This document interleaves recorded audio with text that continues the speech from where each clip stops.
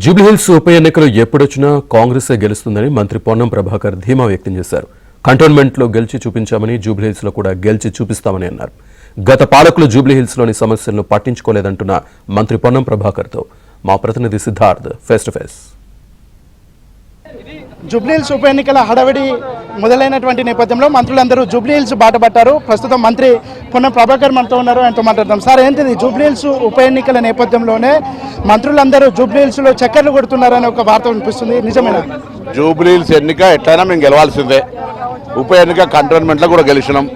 హైదరాబాద్లో కాంగ్రెస్ ప్రజాపాలన అభివృద్ధి ఫలాలు అందాలంటే కాంగ్రెస్ ప్రజాప్రతినిధులు ఉంటే ఇంకా ఎక్కువగా అందుతుంది. గతంలో ఉన్నటువంటి వాళ్ళు నియోజకవర్గాల అభివృద్ధి మీద అంత పెద్ద శ్రద్ధ చూపెట్టలే.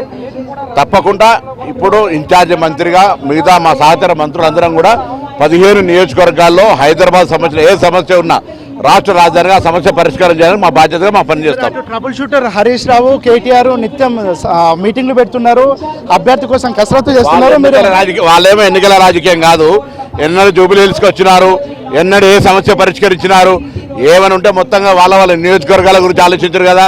ఈ హైదరాబాద్లో జూబ్లీహిల్స్ కొరకు వాళ్ళు చేసిన పని ఏందని అడుగుతా ఉన్నాం. ఇలా సమస్యలు ఉన్నాయంటే మీరు ప్రజల అధికారంలో నిర్లక్ష్యం చేస్తున్నాయి కదా. ఆ సమస్యలు పరిష్కరించే బాధ్యత మాది.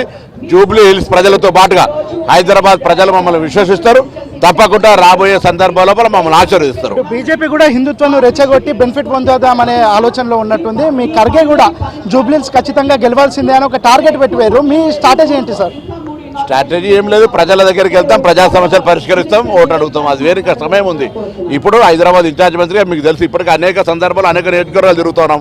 అందులో భాగంగా ఈ ప్రాంతంలో ఉన్నటువంటి కొన్ని పెండింగ్ పనుల గురించి లోకల్ అందరూ వచ్చి రిప్రజెంట్ చేసినారు, అందుకు వచ్చినాం. సిట్టింగ్ స్థానాన్ని కాదని మీరు గెలిచే అవకాశం ఉందా సార్? జూబ్లీహిల్స్ సికింద్రాబాద్ గెలిచి చూపెట్టాం కదా సార్. కవిత 42% రిజర్వేషన్ కి సంబంధించినటువంటి విషయంలో ఆమె చేసినటువంటి కృషి వల్లనే ప్రభుత్వం దిగి వచ్చిందని ఆమె చెప్తా ఉంది. రైతు వ్యవసాయం చేసి కష్టపడి పంట పండించి ఆయనే ధాన్యం ఇంటికి తీసుకోతుంటే బండి కింద ఎవరో ఉండి ఇదంతా నేనే కష్టపడ్డ పంట అని చెప్పినట్టున్నది.